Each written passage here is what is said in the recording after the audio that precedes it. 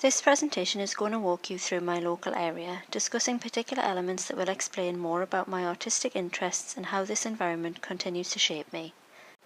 I hope to identify some strengths and weaknesses of myself and this region and will illustrate some of the opportunities available and how they relate to my goals.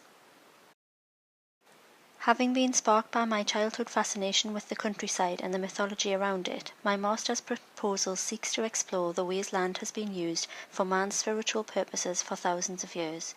We know this hillside has been in use since the Iron Age, and there are many similarly ancient but more ritualistic places nearby I will be photographing. I find a juxtaposition I wish to explore in rural areas between a sense of freedom and a lack of access. Here at Otterburn Army Ranges is some of the most remote upland in the UK. Several rare species thrive here in the vast open landscape. But notice the red flag flying to deny access. Most of the time the range is closed. Moving to the countryside and walking with the dogs has shaped me as a person and an artist. This time spent thinking and reflecting is invaluable for personal improvement and generating creative ideas. I feel a connection to the land and the changing seasons. I convince myself I am more at one with nature. From the sublime to the pastoral, I wish to continue the tradition within art of exploring what natural means. Here in the beautiful grounds of abandoned Otterburn Hall, we see an example of unnatural nature. This is a constructed wilderness. Here a man-made garden is unexpectedly providing vital refuge for a native endangered species. I perceive a spiritual connection with the countryside that I want to better understand. I'm aware that at some point I have attributed certain characteristics to the countryside and rural life.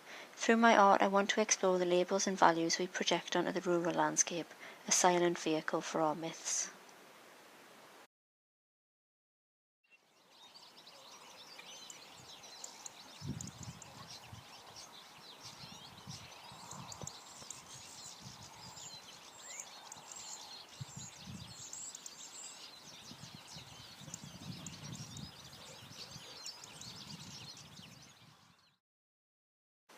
I took advantage of the affordable housing in the village and bought a cheap house. This has benefits as a creative in that I'm not tied by huge costs and can be somewhat flexible and discerning when choosing paid work. A weakness of this situation is the lack of capital or collateral I'm likely to have to offer in the future if a good opportunity arose. The majority of photographers within my local creative industry are self-employed. I feel that there is a great opportunity to convert an empty property such as this one for commercial purposes.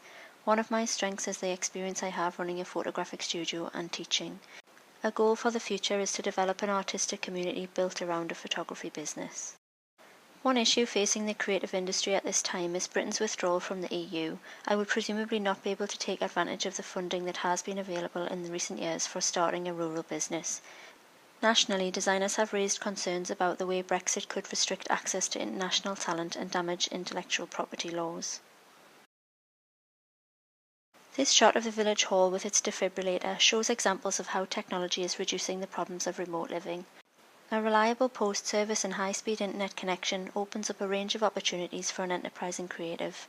Some key challenges facing creatives locally and globally today relate to the use of technology.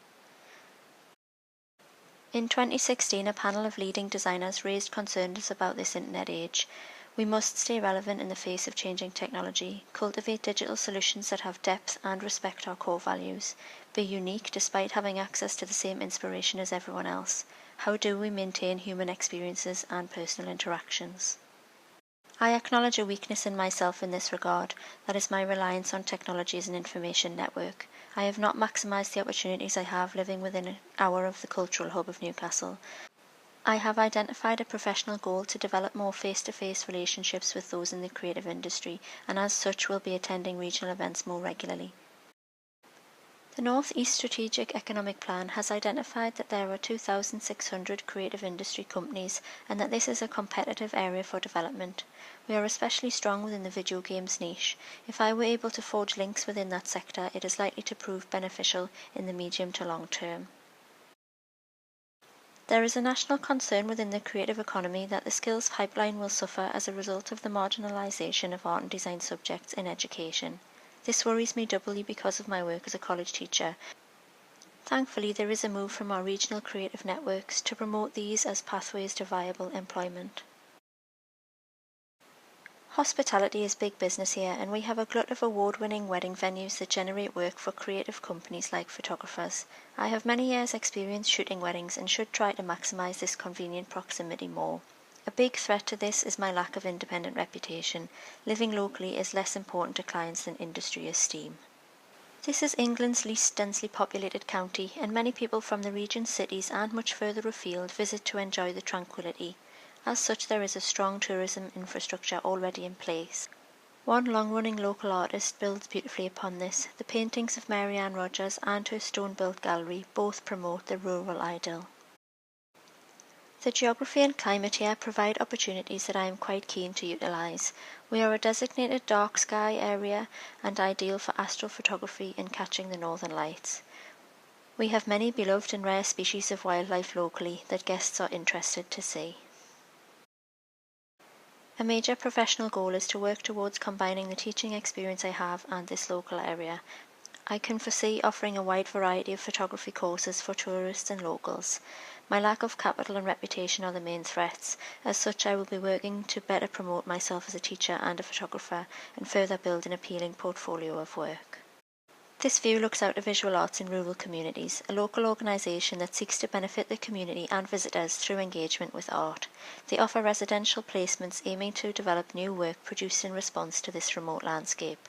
I shall be volunteering for VARC in future and closely following the work produced to see how it may complement my own practice.